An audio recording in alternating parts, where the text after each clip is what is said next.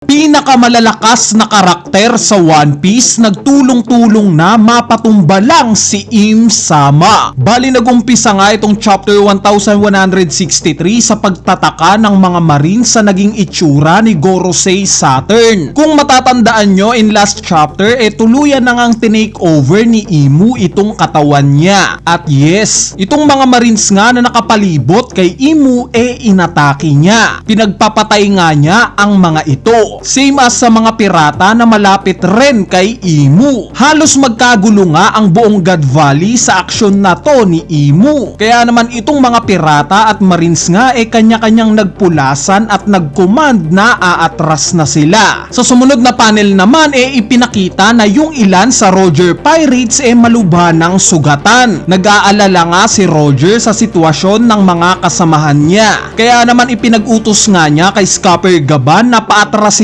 na itong mga sugatan nilang kasamahan. Kasabay neto dalhin na rin daw ni Gaban sa barko nila itong mga nalikom nilang treasure. Sa kabilang banda naman galit na galit ngang tinanong ni Garp itong ibang marines kung sino daw ba itong halimaw na umaatake sa lahat. Which ang reply nga nila ito daw si Gorosei Saturn. Nung marinig nga ito ni Garp expected na daw niya na ganito ang itsura ng mga Gorosei. Pero first time nga daw niya itong nakita. At dito nabalik na nga yung scene kay Im Sama. Kaharap nga niya itong si Sebek. Tinanong nga neto kung nandito daw ba si Imu para patayin siya. Ang reply nga lang ni Imu in-identify niya lang itong si Sebek sa pangalang Davy Jones. Itinanggi naman ito ni Sebek. Hindi nga daw siya si Davy Jones at hindi niya pa ito nakikita. Dagdag pa nga ni Sebek, natuto pa rin daw niya yung pinangako niya kay Im Sama. Itong pangako nga daw ni Sebek as per Imu ang magiging dahilan sa pagbura niya kay Sebek sa history. At dito nag-umpisa na nga silang maglaban. Umatake nga si Imu gamit itong isang galamay niya na mabilis namang na counter attack ni Sebek gamit itong espada niya. Naputol nga niya itong isa sa mga galamay ni Imu.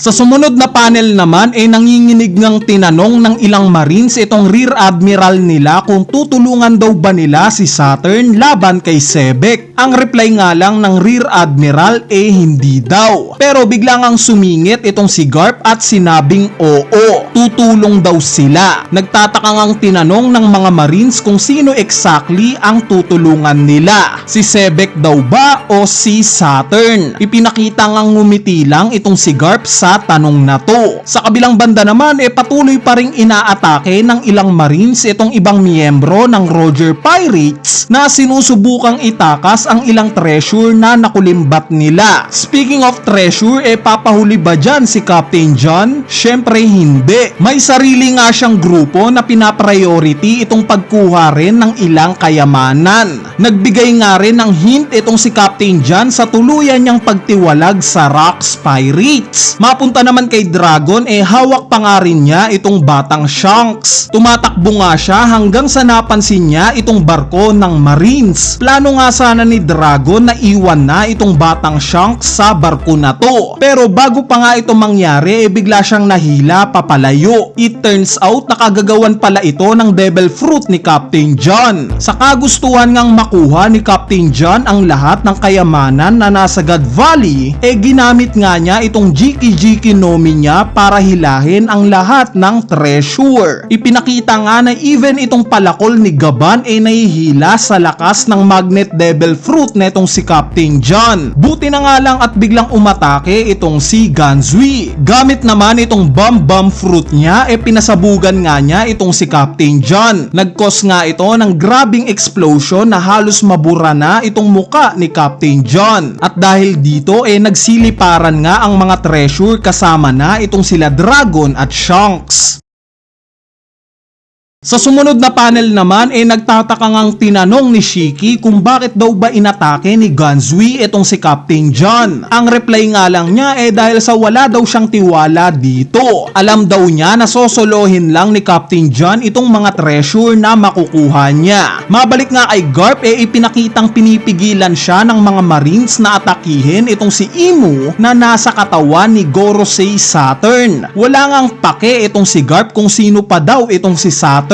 Basta ang gusto niya lang masuntok itong kumag na to. Mapunta nga sa Rocks Pirates nagpaplano na rin silang atakihin itong si Imu hanggang sa dumating nga itong si Big Mom na galit kay Kaido. Pero instead nga na si Kaido ang atakihin inatake nga ni Big Mom itong si Im Sama. Same as Kaido, Whitebeard, Sebek, Roger at Garp sabay-sabay nilang inatake si Im Sama. Si Garp nga Galaxy Impact ang ipinang-atake. Si Roger naman Kamusari. Si Sebek Pandemonium. Si Kaido Ryu. Si Big Mom Ekoku at si Whitebeard Hakua. Ipinakita nga itong napakagandang panel ng sabay-sabay nilang mga atake. At yes, halos mabura nga si Imu sa atake ng anim na to. Pero mabilis nga lang siyang nag-regenerate at nakarecover. Kaya naman nagpakawala nga siya ng isang malakas na Conqueror Saki.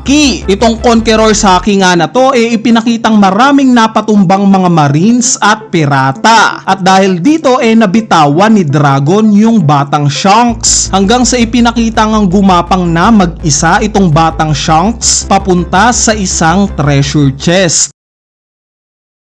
Sa sumunod na panel naman nagkaroon nga ng dialogue itong sila Big Mom at Kaido patungkol sa kinaing devil fruit ni Kaido. Sila Garp at Roger naman nagtatalo sa kung sino daw ba yung mas malakas na ginawang atake kay Im Sama. At dito biglang ang pinahaba ni Imu itong ulo niya at meron siyang nakita. Nakita nga niya itong mag-ina ni Sebek na papatakas na sa God Valley. At dahil dito dali-dali ngang gumawa ng aksyon si Sebek. Inatake niya bigla itong si Im Sama na mabilis namang na-counter attack ni Imu gamit itong mga galamay niya. Habang nakaturok nga kay Sebek itong mga galamay na to parang nag-cast ng spell si Im Sama. Inutusan nga niya si Sebek na patayin daw neto yung buong angkan niya kasama na itong mag-ina niya. Syempre as expected ayaw nga itong sundin ni Sebek. Kaya naman tinrigger na nga ni Imu itong kakayanan niya na Dome Reverse. Sa pagcast nga na to ng spell ni Imu ikinagulat ito nila Garp, Roger, Whitebeard at Big Mom. At sa huling panel nga ng chapter na to ipinakitang dahan-dahan nang nagtatransform into devil itong si Sebek. Nagkaroon nga siya ng mahabang pangil at biglang nagblanko itong mga mata niya. Sa part naman nila Aries at Blackbeard patuloy pa nga rin silang tumatakbo papatakas sa isla ng God Valley. At dito na nga nagtatapos itong chapter 1163. Bali yung analysis nga para sa chapter na to as usual. Gagawan na lang natin to ng separate video which is i-upload na natin susunod na. Kaya naman stay tuned lang sa channel natin. Kung sakaling natripan nyo nga itong chapter na to wag nyo nang kalimutang pindutin yung like button dahil napakalaking tulong na nga niyang like nyo para sa ating channel. At syempre idamay nyo na rin yung subscribe button dahil konting-konti na nga lang at malapit na tayo sa 1 million subscribers. Anyway, ayan na nga yung full chapter 1163 at sana na-enjoy nyo. So yun lang, peace!